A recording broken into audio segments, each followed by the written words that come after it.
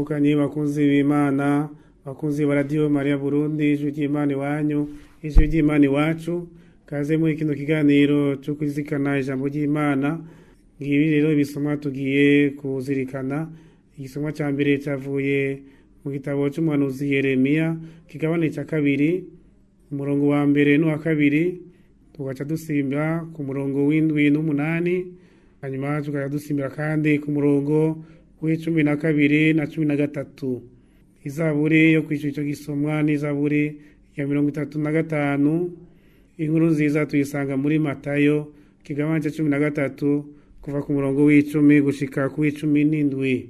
Ibyo dusoma mu gitabo cy'umuhanuzi Yeremiya, ijambo ry'umukama ryaranshikiriye rivuga riti: genda uhogorere mu matwi ya Yerusalemu uti, ngaya amajambo y'umukama. Ndibuka urukundo rw'igishika wankunda aho twareshanya ukankurikira mu gahinga. Ndagushikanye mu gihugu cama kirimbuka ngo mushobore kurya ivyamwa vyaco n'ivyiza vyaco muhage, ariko mugishika nyene mwarahumanije igihugu canje, iragi ryanje rihinduka ikizira. Abasaserdoti ntibarushe bibaza bati, mbega umukama ari hehe? Abashinzwe gusigura amabwirizwa ntibarushe babimenyesha. Abayobozi b'igihugu barangararije, abahanuzi bahanuye ku izina rya Bahari bakurikira ibigirwamana bitagira akamaro. Mwamajuru nimwumirwe, nimujorerwe, nimutetemere n'iryo jambo ry'umukama, kuko ibyaha by'igihugu canje byabaye bibiri. Baranteye akagere bakampeba, jewe soko ry'amazi y'ubuzima, ngo bimbe amariba yasimigaga kandi atagiramwo amazi. Ngiryo ijambo ry'umukama mushobora byose. Iryo ni ijambo ry'umukama. Muri wewe mukama niho hari isoko ry'ubuzima. Muri wewe mukama niho hari isoko ry'ubuzima. Mukama, urukundo rwawe rushika mu ijuru, ukuri kwawe kukarengera ibicu, ubutungane bwawe bungana imisozi yawe, intahe yawe igeraho imanga zigera. Muri wewe mukama niho hari isoko ry'ubuzima. Ese ingene urukundo rwawe ari ngirakimazi Mana yanje, niho abantu baruhukira iwawe, bagahimba ingaburo mu ngoro iwawe, urabamara inyota mu vyiza bitemba nk'amazi. Muri wewe mukama niho hari isoko ry'ubuzima. Muri wewe niho hari isoko ry'ubuzima, urumuri rwawe nirwo ruturangira umuco. Zigamira urukundo rwawe abakuzi, uzigamire ubutungane bwawe imishahi igororotse. Muri wewe mukama niho hari isoko ry'ubuzima. Ivyo dusoma mu nkuru nziza yanditse Matayo. Abatumwa begereye Yesu baramubaza bati, mbega ituma usigura mu migani niki? Arabasubiza ati, mweho mwarahawe kumenya amabanga y'ubwami bw'ijuru, yamara bo iryo teka ntibaritewe. Uri n'ico afise bazomwongerereza atunge, nawe utaco afise bazomwaka n'utwo yahorana. Nico gituma ndabigisha mu migani, kuko bakanura ntibabone, bakumva ntibategere. Ijambo umuhanuzi Isaya yavuze ryabaguye ko ngo, muzokumva n'amatwi yanyu, ariko ntimuzotegera, muzorabisha amaso yanyu, ariko ntaco muzobona. Kuko umutima w'ico gihugu watumye amatwi yabo nayo aba amabuye, kandi barahumirije ngo ntibaboneshe amaso yabo, ntibumvishe amatwi yabo, ntibategere mu muzirikanyi wabo, ntibahinduke ngo ndabakize. Amaso yanyu arahiriwe kuko abona, n'amatwi yanyu kuko yumva. Kuko n'ukuri ndabibabariye, abantuzi n'abantu b'intungane benshi barifuje kubona icyo mubona, ariko ntibakibonye, kumva icyo mwumva, ariko ntibacumvise. Dushimagize inkuru nziza Yesu Kristo.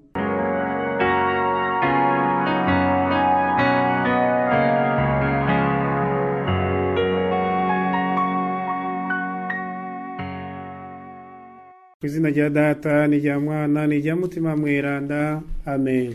Mweho mwarahawe kumenya amabanga y'ubwami bw'ijuru. Bavukanye intore z'Imana, turazirikana rino jambo ry'Imana tuteguriwe kuno munsi. Iminsi yose ijambo ry'Umukama turikuramwo indemesho y'umutima, rikatubera umuco n'urumuri. Turikuramwo kandi ishaka ry'Imana. Imana ntituyibona n'amaso, ariko igumana natwe mu ijambo ryayo ku munsi tukagenda dutegera uruhande canke ruriya rw'ishaka ry'Imana. Umukama rero adusaba korosha imitima ngo dutegere inzira ziwe. Arahiriwe umuntu agendera mu nzira y'Umukama. Niwe atubwira ati mweho mwarahawe kumenya amabanga y'ubwami bw'ijuru. Aya mabanga y'ubwami bw'ijuru niyo twakiriye kandi tubana twakira kuva ku munsi duhabwa ibatisimu. Dusabwe rero kuyagendera, dusabe inema yo kwakira nk'uko bikwiye itegeko ry'Umukama, ishaka ry'Imana, kugira ngo riturongore rituyobore mu buzima bw'ubu gushika tuzoshikire ubuzima budahera. Igisoma ca mbere rero twakuye mu gitabo c'umuhanuzi Yeremiya. Turabona ingene umuhanuzi Yeremiya arashikiriza akababaro Imana ifise ku gihugu cayo. Erega Imana irababazwa no kubona abayo bayikurako. Irababazwa n'umunyabicumuro kuko abagiye gutakara, kandi Imana yateguriye umuntu wese gukira no kumererwa neza. Imana rero yarabonye igihugu cayo c'Isirayeli ntibigenjeje neza na gato, kandi baramenye inzira Imana yabacishijemwo, ntibabandanyije bayicamwo. Ico Imana ishima yarakibigishije, rya sezerano ryayo kuva ku bakurambere. Ico Imana yabategereza no gusenga y'Imana imwe insa, kutayibangikanya, kumviriza amajwi y'abahanuzi Imana irungika ku izina ryayo kugira ngo babandanye bayubaha. Ariko rero uko siko vyagenze. Umukama ararungitse Yeremiya ati genda uhogore mu matwi ya Yeruzalemu. Yeruzalemu isigaye ibabaje, Yeruzalemu isigaye yarahindanye. Umukama ararungitse intumwa. Harya rero bavukanye abatumwa n'abo bahanuzi baza ku izina ry'Umukama, ntitukabakengere, tuze turabakira kuko baba baje bafise ijambo rihambaye, baba baje bafise ubutumwa bw'Imana. Kera mu Bayahudi wasanga bariko baranebagura abahanuzi. N'ubu mbere haraho usanga abantu batumviriza amajambo y'abahanuzi mu ekleziya, bagashaka kubahinyuza, bagashaka kuvuga ibihushanije nabo, ntibumvirize, ntibace bugufi. Uko niko Yeruzalemu yari imeze kera, uko niko Abayahudi bagiye barikwegera ibihano vy'Imana. Ariko ushaka gukira yumviriza amajambo y'abahanuzi, maze akayashira mu mutima mu muzirikanyi, kandi akayagendera. Yeremiya arungitswe nk'umuhanuzi aje kuburira Yeruzalemu ati ngaya amajambo y'Umukama. Nkako umuhanuzi ntavuga amajambo yiwe, avuga amajambo y'Imana, avuga amajambo avuye ku mushobora vyose akayashikiriza. Yeremiya uyu munsi turabona ko yazanywe no gushikiriza akababaro k'Imana, ababwire Yeruzalemu, ababwire abo Bayahudi bamenye yuko bariko baraca mu nzira itariyo, barahemukiye isezerano, barahemukiye Imana. Umukama aravuze ati ndibuka urukundo wankunda rw'igishika, aho twareshanya ukankurikira mu gahinga. Murumva Imana yagiriye neza Yeruzalemu, yagiriye neza Israeli. Israeli ico gihe nayo nyene yarakunze Imana. Nukuri rwa rukundo rw'agahimbare, mbere ngaha barugereranije n'abubakanye. Bamwe bakireshanya, bakibwiranye utujambo tusosa, bemeranya kuzobana gushika gupfa, emwe bagenda badasigana. Urwo rukundo ruba rukundo rwuzuye, urwo rukundo rufisemwo inguvu nyinshi cane. Urwo rukundo rwabo bakireshanya bitegurira ubugeni bwabo. Niko Umukama avuze ngo tukireshanya, nkikurongora hariya mu gahinga nawe ukankurikira, vyari bimeze neza atawanya wangura. Imana yaraberetse ubumana bwayo mu kubakiza cyane cyane vya vyago vya Farawoni, maze irabarongora irabajana ikama ibaja imbere, nabo bakagenda bakurikira n'icubahiro cinshi. Aha rero umukama ivyo vyose aravyibutsa Isirayeli. Umukama arabibukije aho yamushikana mu gihugu c'amata n'ubuki, aho yamushikana muri ca gihugu c'isezerano, mbere ngo bararya bagahaga. Ivyo vyose vyari muri ca gihe c'uko umwe wese yubaha isezerano, cyane cyane Isirayeli yubaha amajambo Imana yari yamutegetse gukora. Ariko ngo tubibona uno munsi Imana irababaye, irashavuriye igihugu cayo kuko cayiteye igere, cayihaye umugongo. Umukama yavuze muri amajambo y'umuhanuzi Yeremiya atariko mugishika mwarahumanije igihugu canje. Isirayeli barayihumanije, ntibabananje bagendera urukundo n'ubumwe bafise mu Mana nzima, ya Mana ya basekuru. Abantu bose baraguye, barasitaye, baraguye, barahumanye. Murumvise amajambo atubwiye ngaha. Tubiravye ni kuva ku bakuru gushika ku bato. Kandi rero nkuko umwe bavuga ngo umwera uva bukuru ugasubira hose. Uhereye kuri babakuru babo barongoye Abayahudi barongoye Isirayeli, nibo babanda batanguye gutsitara baguye. Bica vyumvikana rero yuko bamwe bato bato bobo baca bakurikira bakagenda ari benshi. Ngo abasaserdoti ntibarushe bibaza bati mbe umukama ari hehe? Ntibakurikiye umukama, bari bagiye abasaserdoti b'Imana ko baterewe guhereza inkuka, ko batorewe gushikiriza Imana ibisabisho vy'igihugu, ko batorewe gukora umurimo mweranda. Ariko barasamaye, bagiye gukorera izindi mana, bagiye kwigana abasaserdoti b'ibigirwamana. Imana irashavuye cyane. Imana iravuze iti abigisha amabwirizwa ntibarushe babimenya. Amategeko y'Imana bashize ku ruhande, ntibabakegesha itegeko ry'Imana mu kuri no mu butungane. Barakurikiye nyaringa, bakurikira inzira y'ibigirwamana, bitavuga, bitumva, bitabona, bitishura n'ijambo na rimwe. Ivyo birababaje umukama. Umukama arabivuze nk'uko tuvyumva muri kino gisomwa ca Yeremiya ngo n'abayobozi b'igihugu barangararije. Murumva abavukanyi, ku busanzwe abayobora Isirayeli baba ari abantu batowe n'Imana, bakimikwa, mbere basigwa n'amavuta, bakicarikwa ku ntebe y'uburongozi, ku ntebe y'ubwami. Turibuka abami batari bakeya barurangiranwa bagiye bimikwa. Dawudi, turibuka Dawudi, turibuka Salomo n'abandi bami benshi babaye rurangiranwa muri Isirayeli, bagiye bimikwa maze bagashikwa ku ntebe kugira ngo barongore igihugu mw'ishaka ry'Imana, bakakirongora bubaha Imana, nabo bagatunga abatunganirwa, bakaronka amata n'ubuki, bakaronka iteka n'ihirwe. Ariko ubu ngo abayobozi b'igihugu baragararije, abayobozi barogararije, bakagendera mu bigirwamana, bakagendera mu gicumuro, bakikura ku Mana, babakweze umuvumo mu gihugu cyose, babakwegeye akabi igihugu cyose.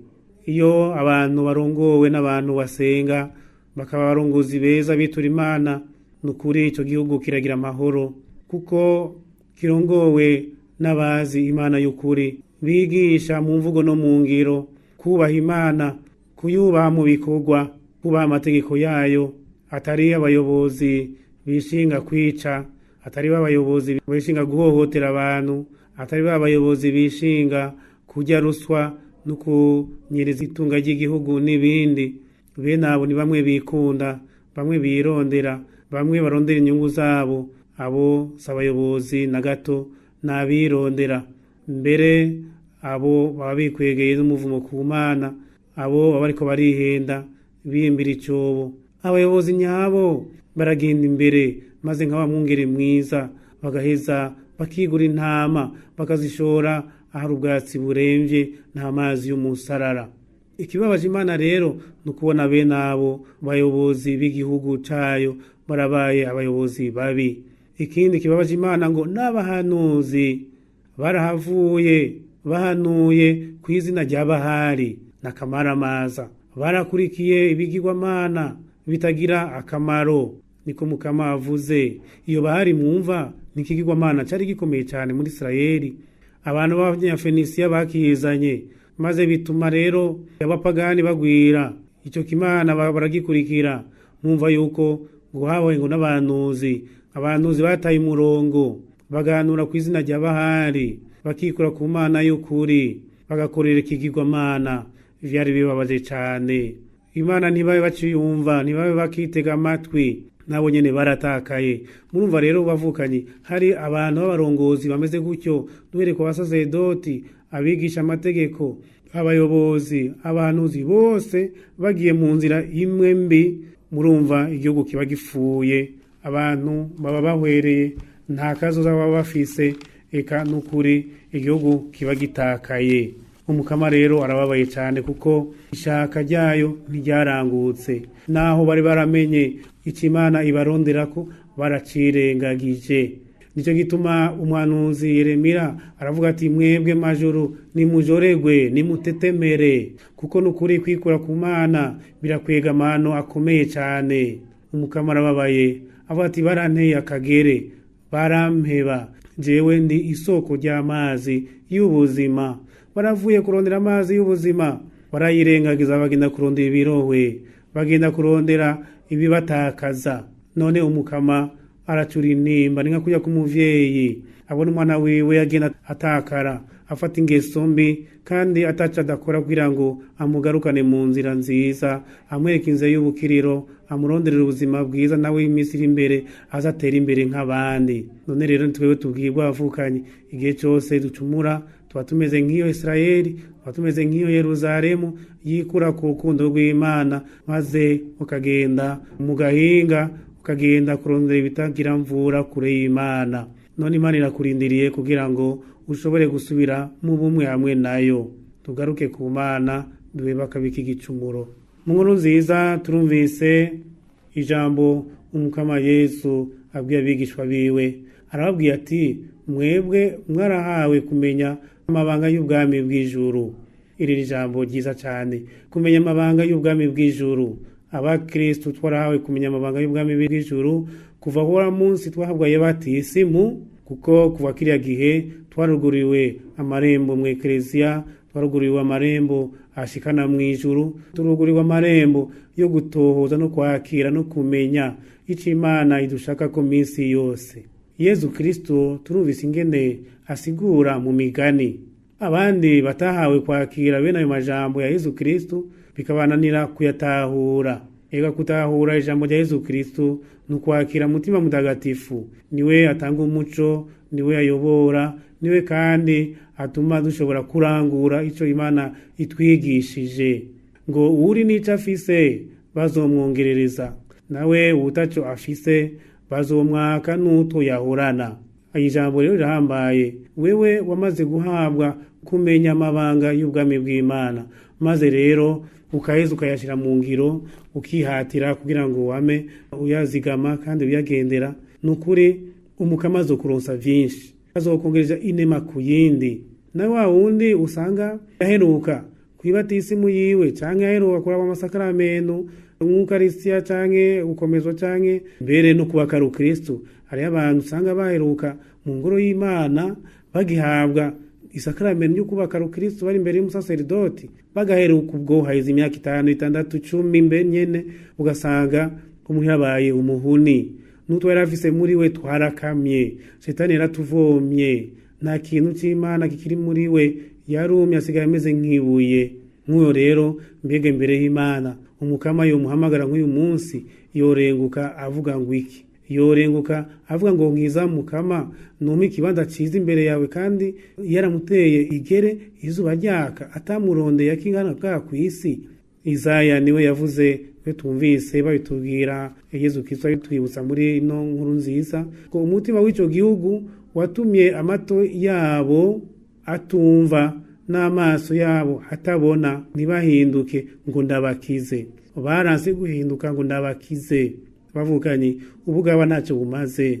ubugaba ntaho bushikana umuntu, nyamara kwicisha bugufi ukakira amajambo y'umukama akaguhindura ukayakurikiza, ukayakira nk'itegeko umukama guhaye kugira ngo ushobore gukira. Ivyo rero nivyo bigushikana ku bukiriro. Wewe mu Kristo, iri jambo Yesu Kristo akubwiye nuruzirikane, ugira ico wibwiye. Murahiriwe kuko abahanuzi benshi n'abantu b'intungane benshi barifuje kubona ico mubona ariko ntibakibonye, kumva ico mwumva ariko ntibacumvise. Twebwe kumurikira ugiye muri Eklezia turatahura bitari bike abahanuzi bakera batatahuye, turatahura bitari bike abakurambere batatahuye, kuko nabo nyene amakosa yabo ntibigeze babona Yesu Kristo, ntibigeze bigishwa Yesu Kristo. Muri buno bwuzure bushasha turahiriwe cyane kuko twakiriye umwana w'Imana tukiyambika agahuzu kiwe. Ko murahiriwe ari abahanuzi, abakurambere, ari abigisha bakera, ari abasazerdoti bakera, bose ntibaronse ayo mahirwe yo kumva izina rya Yesu Kristo ribohora, izina rya Yesu Kristo rikiza, izina rya Yesu Kristo rishikana mu buzima buhoraho. None rero bavukanye, ntituyanjanjwe ko dusaba inema yo kwakira ubukristo bwacu nk'intabonwa. Uri umukristo warahawe ikintu gikomeye cyane, warahawe umuhanga ubuzima bw'amaho. Nugendere rero uko kwemera kwawe muri Kristo Yesu utadohoka. Kumbura afise umutwaro y'icyanke uriya, Yesu Kristo niwe yaje kugira ngo adukize ku mutima no ku mubiri. Mbere agaheza akaduhamagara ati nimuze abarusha baremere mbaruhurire, kuko Yesu Kristo koko nta kimunanira. Ico gihe rero uzoronka ubwami bw'Imana, uzoronka ubwami bw'ijuru, kuko muri kino gihe cy'ubu uzoba warabwiteguriye neza. Dusabire bavukanye abo bene wacu bose bataye ukwemera canke bajuragirika bagenda mu madini hirya no hino barondera Imana, barondera ubukiriro, barondera ico bagirira neza, bibagire yuko Yesu Kristo ari wagira neza atawundi. Yesu Kristo twakiriye, Yesu Kristo twigishijwe, Yesu Kristo tubeshaho muri Eklezia mawe wacu. Yesu Kristo twahawe muri Eklezia mawe wacu nuyo nyene nta wundi. Duheze dusabira abacu abo bajuragirika, abo babaye abahuni batakigira ukwemera, kugira ngo bikubita gashi maze babivuzimu bazi buntu, nta handi hari ubukiriro atari ku Mana. Amiringiro yanje ni ku Mana, nta handi. Amiringiro yawe muvukanye aguma ari kwa Yesu Kristo. Ibyo byose tubisabe mu maboko y'umuvyi wacu Bikira Mariya, we yamye yakira uko kwemera no kwizigira umwana we Yesu Kristo, akamwakirana rukundo. Adufashe natwe kumwizera no kumwakira mu buzima bwacu, maze ubuzira turimwo tuheze tuifatane nawe kugira ngo dushobore kwakira ubuzima buhoraho. Mugabekazi we Eklezia nudusabire. Amen. Izina rya Data na Mwana na Mutima Mweranda. Amen.